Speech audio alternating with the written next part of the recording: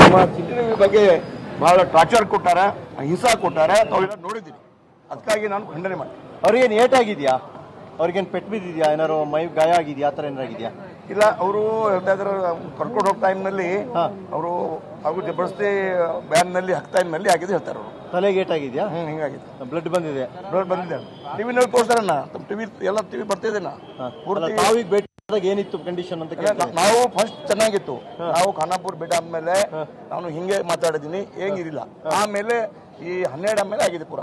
12 ಗಂಟೆ ನಂತರ ಆಗಿದೆ ಪೂರ. ಪೊಲೀಸರು ಹಲ್ಲೆ ಮಾಡಿದ್ರು ಅಂತ ಹೇಳಿದ್ರು ಅವರು. ಏನ್ ಹೇಳಿದ್ರು? ತಮ್ಗೆ ಏನ್ ಹೇಳಿದ್ರು? ಅವರು ಹೇಳಿದ್ರು ಬಹಳ ನಮ್ ಟಾರ್ಚರ್ ಕೊಟ್ಟಾರ, ರಾತ್ರಿ ಬಹಳ ನಮ್ದು ಹಿಂಸೆ ಕೊಟ್ಟಾರ, ಕುಡ್ಲಾಗ ನೀರು ಕೊಟ್ಟಿಲ್ಲ, ಬಾರ್ ನಾನು ಊಟ ಕೂಡ ಮಾಡಿಲ್ಲ, ಈ ತರ ಹೇಳಿದ್ರು. ಈಗ ನಾವು ಬಹಳ ನೋವಾಗಿದೆ, ಖಂಡನೆ ಮಾಡಿ.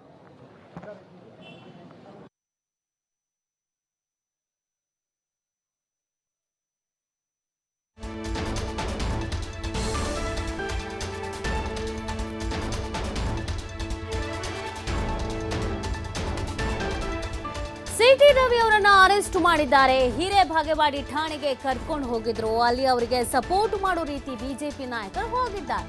ಬೆಂಗಳೂರಿನಲ್ಲಿ ಗೃಹ ಸಚಿವ ಪರಮೇಶ್ವರಿ ಸ್ಟೇಟ್ಮೆಂಟ್ ಅನ್ನ ಕೊಟ್ಟಿದ್ದಾರೆ. ಆದ್ರೆ ಪೊಲೀಸರು ಎಲ್ಲವನ್ನೂ ನಮಗೆ ಕೇರ್ ಮಾಡಲ್ಲ, ಪ್ರೊಸೀಜರ್ ಪ್ರಕಾರ ಮಾಡಿದ್ದಾರೆ. ಗುಪ್ತಚರ ಇಲಾಖೆಗೆಲ್ಲಾ ಮಾಹಿತಿ ಇದೆ. ಸದನದಲ್ಲಿ ಆ ರೀತಿ ಶಬ್ದ ಬಳಕೆ ಮಾಡಬಾರದು ಅಂತ ಬೆಂಗಳೂರಿನಲ್ಲಿ ಗೃಹ ಸಚಿವ ಪರಮೇಶ್ವರ್ ಸ್ಟೇಟ್ಮೆಂಟ್ ಅನ್ನ ಕೊಟ್ಟಿದ್ದಾರೆ. ಇದು ಗೃಹ ಸಚಿವ ಪರಮೇಶ್ವರ್ ಅವರ ರಿಯಾಕ್ಷನ್. ಅಂದ್ರೆ ಬಿಜೆಪಿ ನಾಯಕರು ಆರೋಪ ಮಾಡ್ತಾ ಇದ್ದಾರೆ, ಇಲ್ಲಿ ಅಧಿಕಾರವನ್ನು ದುರ್ಬಳಕೆ ಮಾಡ್ಕೊಳ್ತಾ ಇದ್ದಾರೆ, ಪೊಲೀಸರ ಮೇಲೆ ಒತ್ತಡ ಹೇರ್ತಾ ಇದ್ದಾರೆ ಅಂತ. ಆ ವಿಚಾರಕ್ಕೆ ಸಂಬಂಧಪಟ್ಟಂತೆ ಬೆಂಗಳೂರಿನಲ್ಲಿ ಗೃಹ ಸಚಿವ ಪರಮೇಶ್ವರ್ ಈ ಸ್ಟೇಟ್ಮೆಂಟ್ ಅನ್ನ ಕೊಟ್ಟಿದ್ದಾರೆ.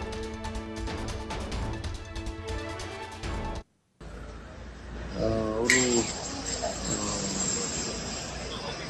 ನಮ್ಮ ಒಂದು ಇದು ಸ್ಟೇಷನ್ ಹಿರೇಬಾಗೇವಾಡಿ ಈ ಸ್ಟೇಷನಲ್ಲಿ ಕರ್ಕೊಂಡು ಹೋದಾಗ ಅವರೆಲ್ಲ ಬಿ ಜೆ ಪಿ ನಾಯಕರು ಅಲ್ಲಿ ಹೋಗಿ ಸ್ಟೇಷನ್ ಒಳಗಡೆ ಅವ್ರನ್ನ ಅವ್ರಿಗೆ ಸಪೋರ್ಟ್ ಮಾಡೋದಕ್ಕೆ ರೀತಿಯಲ್ಲಿ ಹೋಗಿದ್ದಾರೆ. ಅದು ಆದ್ಮೇಲೆ ಗೊತ್ತಿಲ್ಲ ಏನು ಬೆಳವಣಿಗೆ. ಎಲ್ಲವನ್ನು ನಮ್ಮನ್ನು ಕೇಳೇ ಮಾಡೋದು, ಸರ್ಕಾರ ಕೇಳೇ ಮಾಡೋದಿಲ್ಲ. ಅವರಿಗೆ ಆದಂಥ ಪದ್ಧತಿಗಳಿದ್ದಾವೆ. ಕಸ್ಟೋಡಿಯನ್ನು ಅದೆಲ್ಲ ಅವರಿಗೆ ಅವ್ರ ಹತ್ರ ಮಾತಾಡೇ ಮಾಡಿರ್ತಾರೆ. ಅಂದರೆ ಅವ್ರ ಪರ್ಮಿಷನ್ ಇಲ್ಲದೆ ಮಾಡಬೇಕು ಅಂದರೆ ಯಾವ ಸೆಕ್ಷನ್ ಅಡಿಯಲ್ಲಿ ಮಾಡಬೇಕು, weather this is A criminal activity, ಅದೆಲ್ಲ ಚೆಕ್ ಮಾಡೇ ಮಾಡಿರ್ತಾರೆ. ನಾವು ಸೈಲೆಂಟ್ ಆಗಿರೋದಿಲ್ಲ. ಈ ಕೆಲವು ವಿಷಯಗಳನ್ನ ನಾವು ಡಿಸ್ಕ್ಲೋಸ್ ಮಾಡೋದಿಲ್ಲ. ಸೈಲೆಂಟ್ ಆಗಿ ಆಗಿರ್ಬೇಕು. ಸರ್ಟನ್ ಥಿಂಗ್ಸ್ ವಿಚ್ ಪೊಲೀಸಿಗೆ ಸಂಬಂಧಪಟ್ಟಂತ ಅನೇಕ ವಿಚಾರಗಳನ್ನ ಪಬ್ಲಿಕ್ ಡೊಮೈನಿಗೆ ಹೇಳೋದಿಲ್ಲ. ಅದನ್ನೆಲ್ಲ ಕಾನ್ಫಿಡೆನ್ಷಿಯಲ್ ಮ್ಯಾಟರ್ಸ್ ಇರ್ತಾವೆ. ಪೊಲಿಟಿಕಲ್ ಆಗಿ ಉತ್ತರ ಕೊಡ್ತಾ ಇದ್ದೀನಲ್ಲ, ಪೊಲಿಟಿಕಲ್ ವಿಚಾರ ಪೊಲಿಟಿಕಲ್ ಆಗಿ ಹೇಳ್ತಾ ಇದ್ದೀನಿ.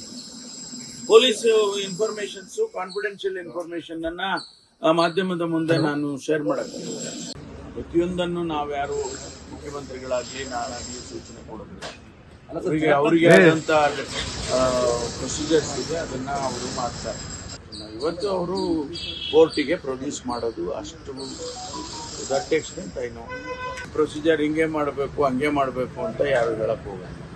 ಅವರು ಆ ಸಂದರ್ಭಕ್ಕೆ ತಕ್ಕನಾಗಿ ಏನ್ ಮಾಡಬೇಕು ಅದನ್ನ ಮಾಡಿದ್ರು.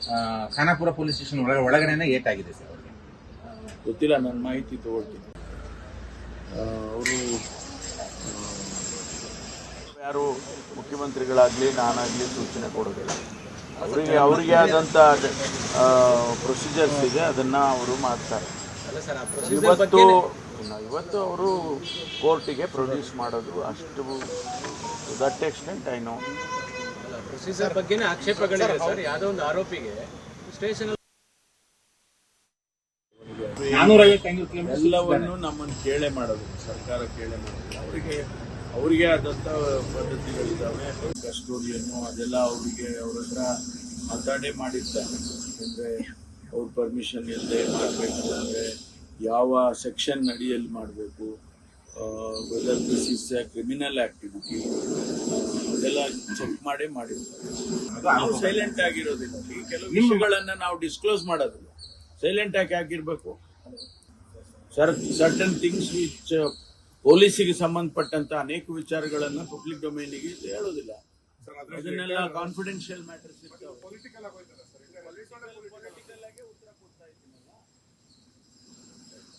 ಎಸ್ ನೋಡಿ, ಇದು ಸಿಟಿ ರವಿ ಅವರ ಅರೆಸ್ಟ್ ವಿಚಾರಕ್ಕೆ ಸಂಬಂಧಪಟ್ಟಂತೆಗೆ ಗೃಹ ಸಚಿವರ ರಿಯಾಕ್ಷನ್ಸ್ ಆಗಿದೆ. ಹಿರೇಬಾಗೇವಾಡಿ ಠಾಣೆಗೆ ಕರ್ಕೊಂಡು ಹೋಗಿದ್ರು, ಅಲ್ಲಿ ಅವ್ರಿಗೆ ಸಪೋರ್ಟ್ ಮಾಡುವಂತ ರೀತಿ ಬಿಜೆಪಿ ನಾಯಕರು ಹೋಗಿದ್ದಾರೆ. ಆದರೆ ಪೊಲೀಸರು ಎಲ್ಲಾನು ನಮ್ಮನ್ನು ಕೇಳಿ ಏನು ಮಾಡಲ್ಲ, ಪ್ರೊಸೀಜರ್ ಏನಿರುತ್ತೋ ಅದನ್ನು ಅವ್ರು ಮಾಡ್ತಾರೆ, ಪ್ರತಿಯೊಂದಕ್ಕೂ ನಮ್ಮನ್ನು ಕೇಳಬೇಕು ಅಂತ ಏನಿಲ್ಲ. ಗುಪ್ತಚರ ಇಲಾಖೆಗೆ ಎಲ್ಲ ಮಾಹಿತಿನೂ ಇದೆ ಅಂತ ಹೇಳಿದ್ದಾರೆ. ಅದರ ಜೊತೆಗೆ ಸದನದಲ್ಲಿ ಆ ರೀತಿಯ ಶಬ್ದವನ್ನ ಬಳಕೆ ಮಾಡಬಾರದು ಅಂತ ಕೂಡ ಬೆಂಗಳೂರಿನಲ್ಲಿ ಗೃಹ ಸಚಿವ ಪರಮೇಶ್ವರ್ ಈ ಸ್ಟೇಟ್ಮೆಂಟ್ ಅನ್ನ ಕೊಟ್ಟಿದ್ದಾರೆ. ಸಿಟಿ ರವಿ ಅವರು ಕೂಡ ಈಗ ಕೋರ್ಟ್ಗೆ ಬರ್ತಾ ಇದ್ದ ಹಾಗೇನೆ, ಮಾಧ್ಯಮಗಳನ್ನ ನೋಡ್ತಾ ಇದ್ದ ಹಾಗೇನೆ, ಅವರ ರಾಜ್ಯಾಧ್ಯಕ್ಷರನ್ನ ನೋಡ್ತಾ ಇದ್ದ ಹಾಗೇನೆ ಒಂದು ಸ್ಟೇಟ್ಮೆಂಟ್ ಅನ್ನ ಕೊಟ್ಟರು.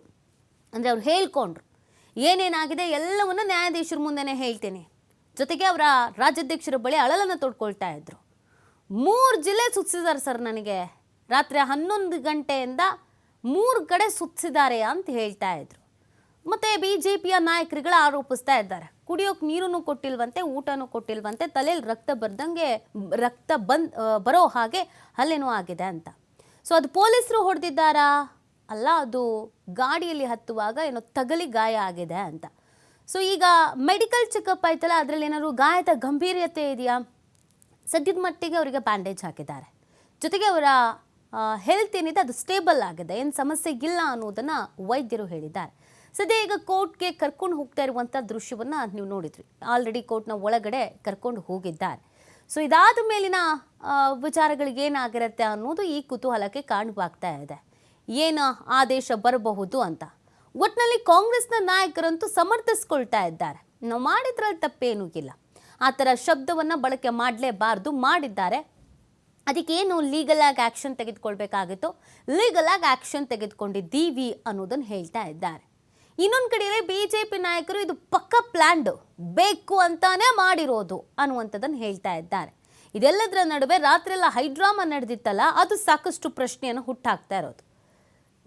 ಯಾಕೆ ಈ ಥರದ್ದೊಂದು ನಡೆಯನ್ನು ಅನುಸರಿಸಿದ್ರು ಪೊಲೀಸರಿಗೆ ಹಾಗಿದ್ರೆ ನಿಜವಾಗ್ಲೂ ಒತ್ತಡ ಅನ್ನೋದಿತ್ತ? ರಾತ್ರಿ ಎಲ್ಲ ಯಾಕೆ ಸುತ್ತಿಸ್ಬೇಕಿತ್ತು? ರಾತ್ರಿನೇ ಕೋರ್ಟ್ಗೆ ಹಾಜರುಪಡಿಸ್ಬೇಕಿತ್ತು, ಈಗ ಯಾಕೆ ಹಾಜರುಪಡಿಸ್ತಾ ಇದ್ದಾರೆ? ಇದೆಲ್ಲದರ ನಡುವೆ ಪೊಲೀಸರು ಕೂಡ ಒತ್ತಡದಲ್ಲೇ ಇದ್ದಾರೆ. ಇವರಿಗೆ ಸೆಕ್ಯೂರಿಟಿ ಕೊಡಬೇಕು, ಪರಿಸ್ಥಿತಿಯನ್ನು ನಿಭಾಯಿಸಬೇಕು, ಮುಂದಿನ ಪ್ರಕ್ರಿಯೆಗಳನ್ನು ಕೂಡ ಮಾಡಲೇಬೇಕು. ಸೊ ಆ ನಿಟ್ಟಿನಲ್ಲಿ ಪೊಲೀಸರು ಬಹಳ ತಾಳ್ಮೆಯಿಂದ, ಬಹಳ ಚತುರತೆಯಿಂದ ಕೆಲಸ ಮಾಡಬೇಕಾದಂಥ ಅನಿವಾರ್ಯತೆ ಬಂದಿದೆ. ಬೆಳಗಾವಿಯಲ್ಲಿಯೇ ಇಡೀ ಹೈಡ್ರಾಮಾಗಳು ನಡೀತಾ ಇರೋದ್ರಿಂದ ಸದ್ಯಕ್ಕೆ ಇಡೀ ರಾಜ್ಯದ ಜನತೆಗೆ ಚಿತ್ತ ಬೆಳಗಾವಿಯತ್ತನೇ ಇದೆ. ಸೊ ಏನಾಗ್ಬಿಡುತ್ತೋ, ಇವತ್ತಿನ ಆದೇಶ ಏನು ಬರುತ್ತೆ ಕೋರ್ಟ್ನಲ್ಲಿ, ಬೇಲ್ ಸಿಗುತ್ತಾ ಅಥವಾ ಬೇಲ್ ಸಿಗಲ್ವಾ, ಏನು ಸಮಸ್ಯೆ ಆಗ್ಬೋದು ಅಂತ ಗೃಹ ಸಚಿವರ ಸ್ಟೇಟ್ಮೆಂಟ್ ಅಂತ ನೀವು ನೋಡಿದ್ರಿ. ಇದರಲ್ಲಿ ನಮ್ಮ ಇನ್ವಾಲ್ವ್ಮೆಂಟ್ ಇಲ್ಲ ಅನ್ನುವಂಥ ರೀತಿಯಲ್ಲಿ ಅವ್ರು ಮಾಡಿದ್ದಾರೆ. ನಾವೇನು ಯಾರಿಗೂ ಪೊಲೀಸರಿಗೆ ಹೇಳಿಲ್ಲ, ಮತ್ತು ಅವ್ರುಗಳು ಕೂಡ ಪದೇ ಪದೇ ನಮಗೆ ಕಾಲ್ ಮಾಡಿ ಹಾಗೆ ಮಾಡೋದ ಹೀಗೆ ಮಾಡೋದ ಅಂತ ಕೇಳಲ್ಲ. ಅವರ ಪ್ರಕ್ರಿಯೆಗಳಿಗೇನಿರುತ್ತೆ ಅದನ್ನು ಅವ್ರು ಮಾಡಲೇಬೇಕಾಗತ್ತೆ. ಎಲ್ಲವೂ ಕೂಡ ಗುಪ್ತಚರ ಇಲಾಖೆ ಗೊತ್ತಿರುತ್ತೆ ಅಂತ ಗೃಹ ಸಚಿವರು ಹೇಳಿದ್ದಾರೆ. ಈಗ ಕೋರ್ಟ್ನ ಹೊರಭಾಗದಲ್ಲಿ ಬಿಜೆಪಿಯ ನಾಯಕರುಗಳು ಕಾಯ್ತಾ ಇದ್ದಾರೆ. ಬಟ್ ಕೋರ್ಟ್ನಲ್ಲಿ ಏನು ಡೆವಲಪ್ಮೆಂಟ್ ಆಗುತ್ತೆ ಅನ್ನೋದ್ರ ಮೇಲೆ, ಮುಂದಿನ ಬೆಳವಣಿಗೆಗಳ ಮೇಲೆ ಸಾಕಷ್ಟು ನಿರೀಕ್ಷೆ ಇದೆ.